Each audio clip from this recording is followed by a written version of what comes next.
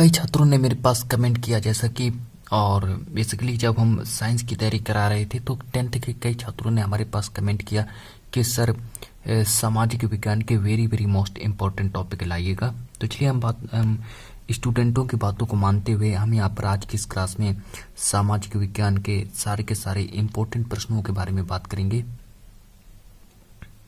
अगर आप लोगों ने कमेंट किया है कि सर इम्पोर्टेंट टॉपिक लाइएगा तो हम आप लोगों के लिए इम्पोर्टेंट टॉपिक लाए हैं, तो आप लोगों को क्लास को पूरी देखना पड़ेगा। ठीक है स्टूडेंट्स, तो आज की जो क्लास वो किस पर आधारित होगी तो समझ लीजिए। आज की इस क्लास में हम सामाजिक विज्ञान के अति लघु प्रश्नों के बारे में बात करेंगे और सामाजिक विज्ञान के बहुविकल्पी प्रश्नों के बारे में बात करेंगे। जैसा कि आप लोग जानते हैं कि अति लघु प्रश्नों के आज की इस क्लास में सारे के सारे अति लघु प्रश्नों के बारे में बात करेंगे। ठीक है, और जितने भी बहुविकल्पी प्रश्न होंगे उन प्रश्नों के बारे में बात करेंगे। तो इस तरीके से आप बोर्ड में अगर आपसे कोई भी अगर अति लघु प्रश्न अगर पूछ लिया जाता है तो उसका आंसर आप लोग बहुत ही जल्दी से दे सकते हैं। तो चलिए स्टार्ट करते हैं बिना किसी देर करते हुए। और साथ ही साथ में चैनल पर नए तो चैनल को अभी ही सब्सक्राइब कर लीजिएगा और बेल आइकन की घंटी को जरूर दबा लीजिए ताकि हर वीडियो आपके पास आए। ठीक है, तो चलिए स्टार्ट करते हैं क्लास को और लाते हैं स्क्रीन पर अपना पहला प्रश्न। तो सबसे पहले मैं यहाँ पर बात करेंगे अति लघु प्रश्नों के बारे में। जिस तरीके से यहाँ पर प्रश्न नंबर 1 को पढ़िएगा। अति लघु प्रश्न के बारे में बात करेंगे। प्रश्न नंबर 1 है। अब प्रश्न नंबर 1 जो है वो देखिए क्या कह रहा है कि जो भारत में सबसे अधिक कौन सी मिट्टी पाई जाती है। प्रश्न नंबर 1 को समझिए पहले। प्रश्न नंबर 1 कह रहा है कि जो भारत है, भारत में सबसे अधिक कौन सी मिट्टी पाई जाती है, इसका निर्माण किस प्रकार हुआ। तो सबसे पहले आप लोगों को बताना है कि जो भारत है यानी कि जो अपना जो भारत है उसमें कौन सी मिट्टी सबसे अधिक पाई जाती है। तो बताना आप लोगों को कमेंट में करके बताना पड़ेगा कि भारत में सबसे अधिक कौन सी मिट्टी पाई जाती है। तो उसका आप लोगों को आंसर बताना है। अगर जिस तरीके से अगर उसका आप लोग अगर आंसर भी बता देते हैं तो आप लोगों को बताना है कि उस मिट्टी का जो निर्माण है वो किस तरीके से हुआ। ये देखिए प्रश्न आप लोगों से बोर्ड में पूछा जाएगा। वेरी वेरी इंपॉर्टेंट प्रश्न है, यहाँ पर इंपॉर्टेंट भी लिख लेना। ठीक है, वेरी वेरी इंपॉर्टेंट टॉपिक है ये आपका। अब प्रश्न नंबर आपसे कह रहा है कि जो भारत में कौन सी मिट्टी जो है सबसे अधिक पाई जाती है और उस मिट्टी का निर्माण किस तरीके से हुआ। तो चलिए हम बात करते हैं कि भारत में सबसे अधिक कौन सी मिट्टी पाई जाती है।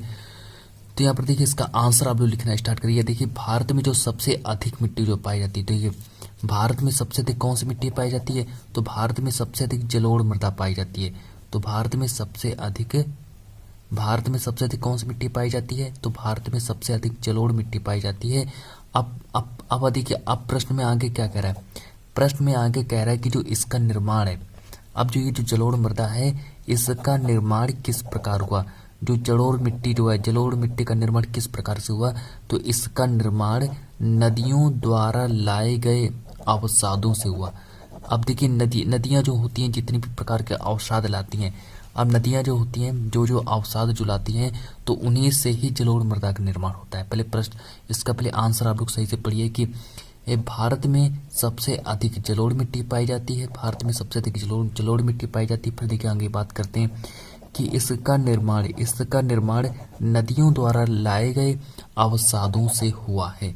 तो जलोढ़ मृदा का निर्माण कहाँ से हुआ है, तो जलोढ़ मृदा का निर्माण नदियों द्वारा लाए गए अवसादों से हुआ है। तो चलिए बात करते हैं और अब हम लाते हैं प्रश्न नंबर नेक्स्ट। अब आप लोगों की स्क्रीन पर लाते हैं प्रश्न नंबर नेक्स्ट। देखिए क्या करें कि जो किन आधारों पर भारत की मृदाओं को बांटा जा सकता है, यानी कि कहने का मतलब है किन आधारों पर। ये प्रश्न नंबर आपका सेकंड रहेगा। प्रश्न नंबर सेकंड कह रहे हैं कि जो किन आधारों पर भारत की जो मृदाएं हैं उनको किन आधारों पर बांटा जा सकता है। तो चलिए उनको हम कई तरीकों से बांट सकते हैं। ठीक है, अब उनको देखिए हम किन किन तरीकों से बांट सकते हैं। जो भारत की जो मृदाएं हैं उनको किन किन तरीकों से हम बांट सकते हैं, ये भी वेरी वेरी इंपॉर्टेंट प्रश्न है। वेरी वेरी इंपॉर्टेंट प्रश्न यहाँ पर लिख लीजिएगा। ठीक है, तो ये भी वेरी वेरी इंपॉर्टेंट प्रश्न है। अब प्रश्न कह रहे हैं कि जो भारत की जो मृदाएं हैं उनको किन किन तरीकों से बांटा जा सकता है। तो चलिए इसका आंसर हम आप लोगों को लिखना स्टार्ट कर रहे हैं कि जो मृदा है, देखिए मृदा बनने की प्रक्रिया को निर्धारित करने वाले तत्वों, अब देखिए उनके रंग, उनका रंग कैसा है मृदा, यानी कि भारत की जो मृदाएं हैं, भारत की मृदाओं का रंग कैसा है, उनकी गहराई कितनी है, उनका गठन कैसा है, आयु कैसी है, रासायनिक भौगोलिक व भौगोलिक गुणों के आधार पर। अब देखिए, भौगोलिक गुणों के आधार पर मृदा को अनेक प्रकारों में बांटा जा सकता है। अब मृदा को अनेक प्रकारों में बांटा जा सकता है, उसको उसकी रासायनिक गुणों में बांटा जा सकता है, भौगोलिक अनेक गुण है उसके। देखिए, उनके रंग, उनकी गहराई, उनका गठन, उनका आयु व रासायनिक व भौगोलिक गुणों के आधार पर मृदा को अनेक प्रकारों में बांटा जा सकता है। तो इस तरीके से आप लोगों को इसका आंसर लिखना पड़ेगा। प्रश्न देखिए आप लोगों से पूछा गया प्रश्न देखिए आप लोगों से क्या पूछा गया था कि किन आधारों पर भारत की मृदाओं को बांटा जा सकता है। तो देखिए इसका आंसर कैसे लिखेंगे कि मृदा बनने की प्रक्रिया को निर्धारित करने वाले तत्वों, उनके रंग, उनकी गहराई, गठन, आयु व रासायनिक व भौगोलिक गुणों के आधार पर मृदा को अनेक प्रकारों में बांटा जा सकता है। तो चलिए इसी के साथ बढ़ते हैं प्रश्न नंबर 3 की ओर। अब देखिए प्रश्न नंबर 3 देखिए मेरा क्या कह रहा है। प्रश्न नंबर 3 देखिए मेरा क्या कह रहा है कि जो भारत में कौन कौन सी मृदाएं पाई जाती हैं। अब देखिए प्रश्न नंबर 3 का आंसर आप लोगों को बताना है कि भारत में कौन कौन सी मृदाएं हैं जो पाई जाती हैं। तो भारत में ऐसी कौन कौन सी मृदाएं हैं जो पाई जाती हैं, तो इसका आंसर आप लोगों को लिखना है। देखिए भारत में निम्न प्रकार की मृदाएं पाई जाती हैं। भारत में बहुत सी ऐसी मृदाएं पाई जाती है, जैसे भारत में जलोढ़ मृदा पाई जाती है, ठीक है, जलोढ़ मृदा। तो भारत में जलोढ़ मृदा पाई जाती है। और फिर आगे बात कर लेते हैं। अब भारत में जलोढ़ मृदा पाई जाती है। फिर देखिए भारत में काली मृदा भी पाई जाती है। भारत में काली मृदा भी पाई जाती है। भारत में लाल व पीली मृदा भी पाई जाती है। और भारत में वन मृदा भी पाई जाती है। ये देखिए, ये अनेकों प्रकार की मृदाएं हैं जो भारत में पाई जाती हैं। तो भारत में जलोढ़ मृदा पाई जाती है, भारत में काली मृदा पाई जाती है, भारत में लाल व पीली मृदा पाई जाती है, और भारत में वन मृदा भी पाई जाती है। तो चलिए प्रश्न नंबर 4 आपके कंप्लीट हो चुके हैं। अब प्रश्न नंबर 5 की ओर बढ़ते हैं और स्क्रीन पर लाते हैं आप लोगों के सामने प्रश्न नंबर 5 को। तो अब मुझे उम्मीद है कि आप लोगों ने इन प्रश्नों को आप लोग कॉपी में नोट करते हुए चल रहे होंगे। जिस तरीके से हमने यहाँ पर देखिए कई प्रश्न हैं, ठीक है। अब मुझे उम्मीद है आप लोग इन प्रश्नों को कॉपी में नोट करते हुए चल रहे हो। तो चलिए स्टार्ट करते हैं प्रश्न नंबर 5 की ओर। प्रश्न नंबर 4 की ओर बढ़ते हैं। प्रश्न नंबर 4 के बारे में बात करते हैं कि जो पवन अपर्दन किसे कहेंगे, पवन अपर्दन क्या है, ठीक है। ये आपका प्रश्न नंबर 4 रहेगा, जिसका आंसर आप लोगों को बताना पड़ेगा कि पवन अपर्दन किसे कहेंगे। अब देखिए पवन अपर्दन किसे कहते हैं, पवन अपर्दन किसे कहते हैं, इसका आंसर आप लोगों को बताना पड़ेगा। अब देखिए इसका आंसर कैसे लिखेंगे कि पवन द्वारा जो आपका ढालू क्षेत्र है। अब देखिए ढालू क्षेत्र से क्या करता है कि जो मृदा को उड़ा ले जाने की प्रक्रिया को पवन अपर्दन कहते हैं, ठीक है। कि पवन द्वारा मैदान, अब देखिए पवनों द्वारा मैदान अथवा ढालू क्षेत्र से मृदा को उड़ा ले जाने की प्रक्रिया को हम पवन अपर्दन कहेंगे। ये भी प्रश्न वेरी वेरी इंपॉर्टेंट है, इसको नोट कर लीजिएगा। 2023 में ये प्रश्न पूछा जाएगा। मुझे आशा है कि आप लोगों को ये जो इसका जो आंसर है ये कि पवन अपर्दन किसे कहेंगे, इसका जो आंसर है आप लोगों को समझ में आ गया होगा। और अगर आप लोगों को इसका आंसर समझ में आ गया है तो चलिए बढ़ते हैं, क्लास को आगे बढ़ाते हैं। और चलिए हम पहले यहाँ पर बात कर लेते हैं कि जो पवन अपर्दन किसे कहेंगे। तो पवन द्वारा मैदान अथवा ढालू क्षेत्र से मृदा को उड़ा ले जाने की प्रक्रिया को क्या कहेंगे, तो मृदा को उड़ा ले जाने की प्रक्रिया को मृदा अपर्दन कहेंगे। तो चलिए बढ़ते हैं प्रश्न नंबर 5 की ओर और स्क्रीन पर लाते हैं, आप लोगों की स्क्रीन पर लाते हैं प्रश्न नंबर 5 को। अब देखिए प्रश्न नंबर 5 को देखिए पहले क्या कह रहा है। प्रश्न नंबर 5 कह रहा है कि जो वन मृदा है।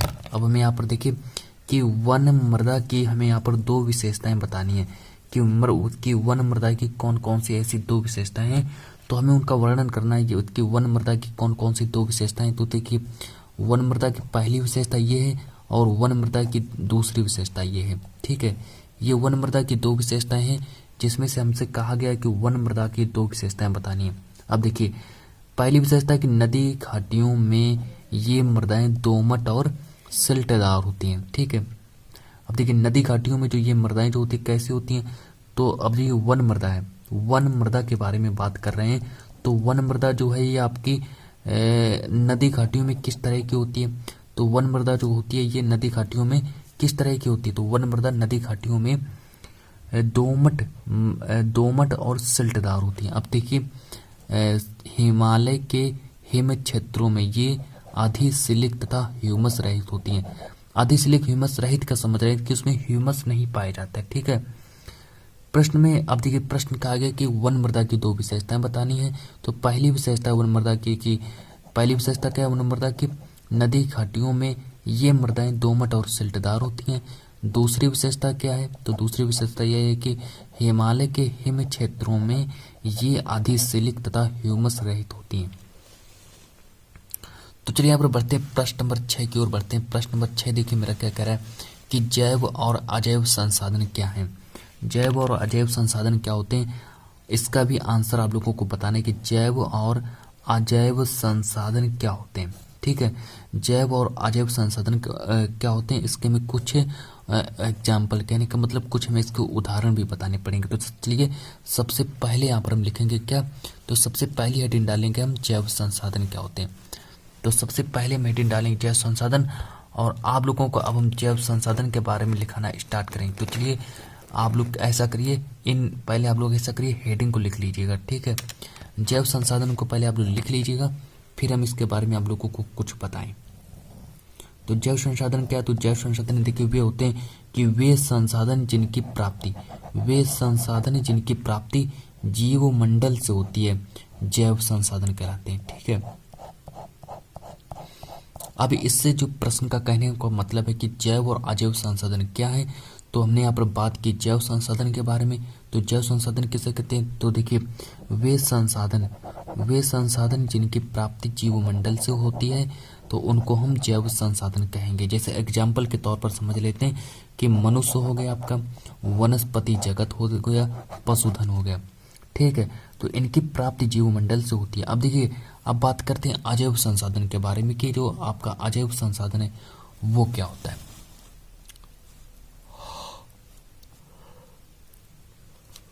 अजैव संसाधन क्या होता है इसके बारे में बात करेंगे। तो वे सारे संसाधन जो निर्जीव होते हैं, तो कहने का मतलब जिन संसाधनों में जीव नहीं होता है तो उनको हम अजैव संसाधन कहेंगे। जैसे आपका चट्टान हो गया, देखिए स्टूडेंट्स चट्टान में जीव नहीं होता है, धातुओं में जीव नहीं होता है, तो इनको हम अजैव संसाधन में पढ़ेंगे। तो अब हम आप लोगों के सामने कुछ बहुविकल्पी प्रश्न लाना चाहेंगे।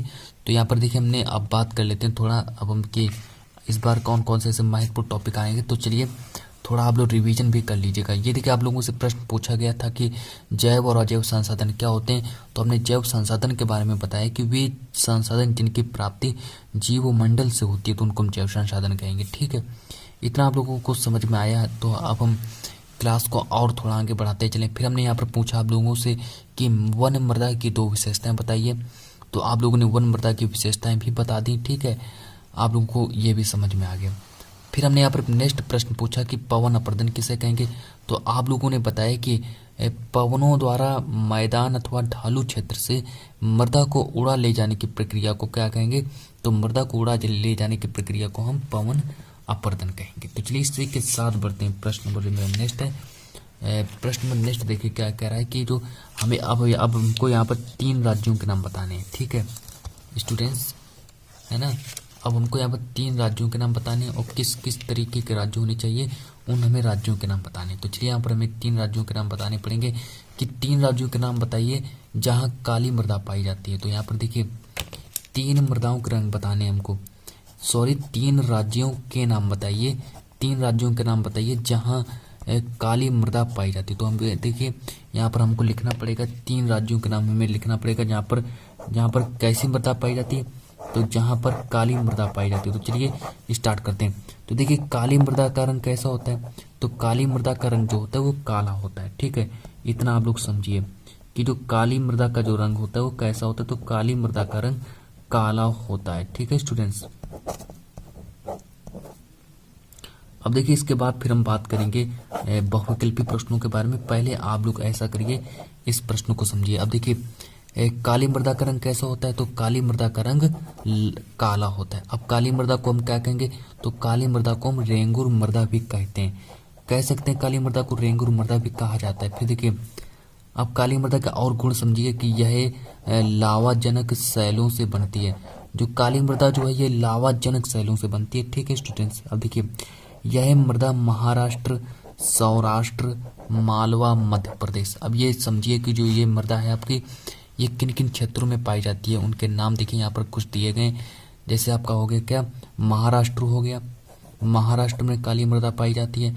सौराष्ट्र में काली मृदा पाई जाती है। मालवा में भी काली मृदा पाई जाती है। मध्य प्रदेश में भी काली मृदा पाई जाती है। अब देखिए, और छत्तीसगढ़ के प्रदेश में भी पाई जाती है। अब देखिए, काली मृदा कपास की खेती के लिए उपयुक्त समझी जाती है। जो काली मृदा जो है ये किस खेती के लिए उपयुक्त समझी जाती है, तो जो काली मृदा जो है ये कपास की खेती के लिए उपयुक्त समझी जाती है। तो चलिए इसी के साथ अब यहाँ से जो आपके स्टार्ट होंगे बहुविकल्पी प्रश्न स्टार्ट होंगे। तो चलिए बहुविकल्पी प्रश्नों में देखिए सबसे पहला देखिए प्रश्न क्या कह रहा है। बहुविकल्पी प्रश्न आप लोगों के स्टार्ट हो चुके हैं और चलिए सबसे पहला प्रश्न देखिए मेरा क्या कह रहा है। जो बहुविकल्पी प्रश्न है,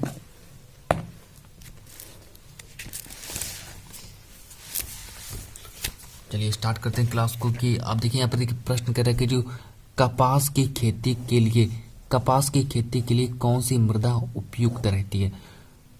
कपास की खेती के लिए कौन सी मृदा उपयुक्त रहती है, जिसमें आपसे यहाँ पर 4 ऑप्शन आपसे पूछे जाएंगे और आपको यहाँ पर देखिए 4 ऑप्शन आपको दिए गए कि कपास की खेती के लिए कौन सी जो मृदा है, कपास की खेती के लिए कौन सी मृदा उपयुक्त रहती है। तो इसका में देखिए आप लोगों के सामने स्क्रीन पर 4 ऑप्शन आपको देखिए देखने को मिल रहे हैं, जिसमें से नंबर ए ऑप्शन दिया आपका क्या, काली मृदा। नंबर बी ऑप्शन दिया क्या, जलोढ़ मृदा। नंबर सी ऑप्शन दिया क्या, लाल मृदा। नंबर डी ऑप्शन दिया है लेटेराइट मृदा। तो चलिए आप लोगों के सामने 4 ऑप्शन आप लोगों को सामने दिए गए, जिसमें से आप लोगों को क्या करना है, जो इसका राइट आंसर जो है वो आप लोगों को छांटना पड़ेगा। तो चलिए इसका जो राइट आंसर क्या हो जाएगा, तो चलिए स्टार्ट करते हैं इसके राइट आंसर के रूप में पढ़ते हैं। तो इसमें जो अब स्टूडेंट्स जो आपका ये जो नंबर है कपास की खेती के लिए काली मृदा उपयुक्त समझी जाती है। तो कपास की खेती के लिए कौन सी मृदा उपयुक्त है, तो कपास की खेती के लिए काली मृदा उपयुक्त मानी जाती है। तो चलिए इस तरीके से आप लोग लिख लें। अब देखिए प्रश्न नंबर नेक्स्ट देखिए कौन सा है।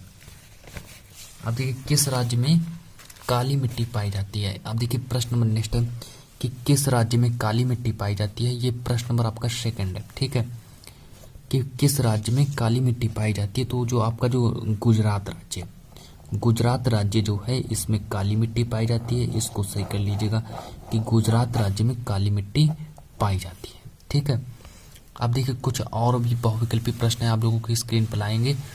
तो अभी क्लास समाप्त नहीं हुई है, ठीक है स्टूडेंट्स, अभी और भी बहुविकल्पी प्रश्न है। चलिए प्रश्न नंबर 3 की ओर बढ़ते हैं। प्रश्न नंबर 3 देखिए क्या कह रहा है कि जो निम्न में से एक मिट्टी का प्रकार नहीं है, ठीक है। ये देखिए प्रश्न आप लोगों से पूछा जाएगा कि निम्नलिखित में से एक जो है वो मिट्टी का प्रकार नहीं है। जो एक जो है मिट्टी का प्रकार नहीं है। नंबर ए ऑप्शन दिया है काली मिट्टी। नंबर बी ऑप्शन दिया है लेटेराइट मिट्टी। नंबर सी दिया है पीली मिट्टी। नंबर डी दिया है सीमेंट। तो चलिए जो आपका जो सीमेंट है, ठीक है स्टूडेंट्स, सीमेंट में हम कोई भी फसल नहीं उगा सकते, तो इसमें जो आपका गलत ये हो जाएगा, ठीक है। सीमेंट को हटा दीजिएगा, तो ये जो है ये मिट्टी का प्रकार नहीं है सीमेंट। अब प्रश्न नंबर 4 को देख लेते हैं। प्रश्न नंबर 4 की ओर बढ़ते हैं कि निम्न में से कौन अजैविक संसाधन है। निम्नलिखित में से कौन अजैविक संसाधन है। देखिए प्रश्न नंबर 4 आपका दिया गया। अब देखिए प्रश्न नंबर 4 देखिए क्या करे कि निम्नलिखित में से कौन अजैविक संसाधन नहीं। अजैविक का मतलब समझ रहे हैं कि अब देखिए अजैविक संसाधन कौन है, ये मतलब किसमें, जिसमें जीव ना हो तो उन्हें हम अजैविक संसाधन कहेंगे। चलिए बात करते हैं जैसे आपका चट्टान हो गया। चट्टान में क्या जीव होता है, चट्टान में जीव नहीं होता है, तो ये आपका गलत हो जाएगा, ठीक है, ये आपका गलत हो जाएगा। और इसमें जो अब देखिए पौधों में जीव होता है, मछलियों में भी जीव होता है, अब पशुओं में भी जीव होता है, ठीक है। तो ये तीनों आपके किस में चले जाएंगे, तो ये तीनों आपके जैविक संसाधन में चले जाएंगे, लेकिन चट्टान जो है आपका अजैविक संसाधन में चला जाएगा। तो चलिए प्रश्न नंबर 5 की ओर बढ़ते हैं। और चलिए प्रश्न नंबर 5 की ओर बढ़ते हैं। प्रश्न नंबर 5 देखिए मेरा क्या कह रहे हैं कि जो पर्वतों पर मृदा अपर्दन का साधन क्या है। कि पर्वत जो है, पर्वतों पर मृदा अपर्दन का साधन क्या है। जिससे रिलेटेड आपसे बोर्ड में कितने अंक का प्रश्न पूछा जाएगा, 1 नंबर का प्रश्न पूछा जाएगा। और नंबर ए ऑप्शन दिया है पवन, नंबर बी ऑप्शन दिया है जल, और नंबर सी ऑप्शन दिया है हिमनद, और नंबर डी ऑप्शन दिया है पशुचारण। तो चलिए इसमें जो राइट आंसर जो हो जाएगा, हिमनद को सही कर लीजिएगा, और हिमनद जो है ये आपका सही हो जाएगा।